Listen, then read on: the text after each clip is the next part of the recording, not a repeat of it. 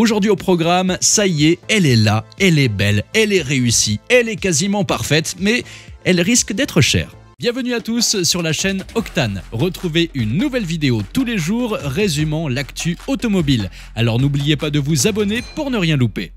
La voici enfin, après 3 longues années de teasing et de fuite, la nouvelle R5 débarque. Avec ses phares avant qui vous font de l'œil comme le faisaient ceux des premières R5 et cette bande rouge qui fait le tour du toit rappelant la gouttière de sa vieille cousine, on peut dire que Renault nous a gâtés en petits détails. À l'arrière, pareil, on retrouve ces feux verticaux familiers et les épaules des ailes arrière qui font immanquablement penser à la R5 Turbo. Et la cerise sur le gâteau, la vieille grille d'aération du moteur a elle pris un coup de modernité pour devenir un indicateur de charge en forme de 5, simple à décrypter, chaque barre allumée équivaut à 20% de batterie. Elle sera proposée dans des couleurs fun comme le jaune et le vert ou bien plus classique avec du blanc nacré, du noir étoilé et du bleu nocturne. À l'intérieur, là aussi, les clins d'œil aux anciennes R5 sont nombreux.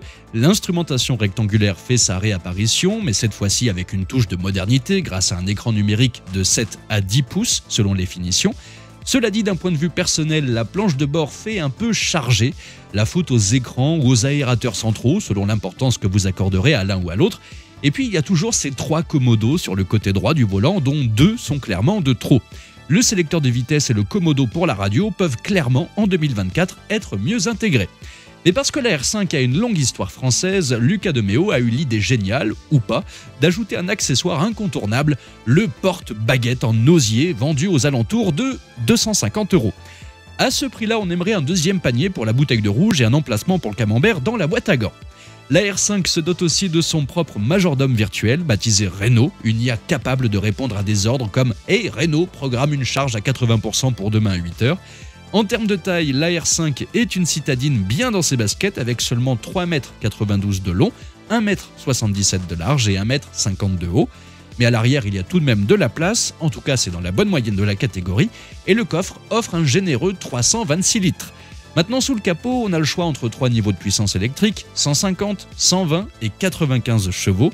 2 tailles de batterie sont aussi au menu, 52 kWh et 40 kWh avec des autonomies de 400 et 300 km respectivement. C'est vrai que ça paraît peu vu les capacités de batterie, mais la R5 pèse tout de même 1,5 tonne.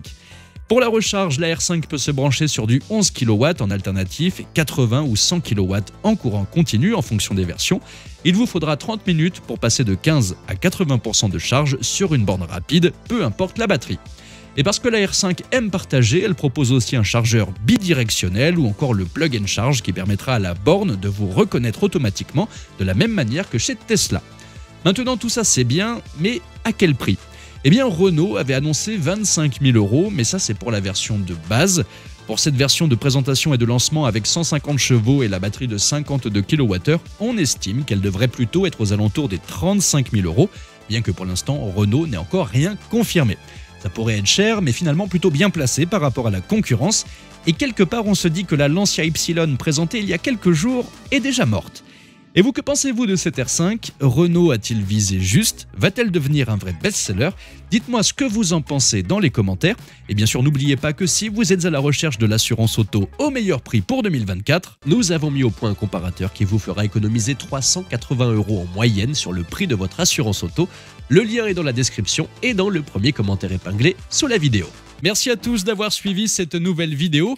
N'hésitez pas à vous abonner, à activer la cloche des notifications pour être sûr de ne rien louper, liker, partager et vous pouvez également venir nous rejoindre sur notre compte TikTok. Ciao!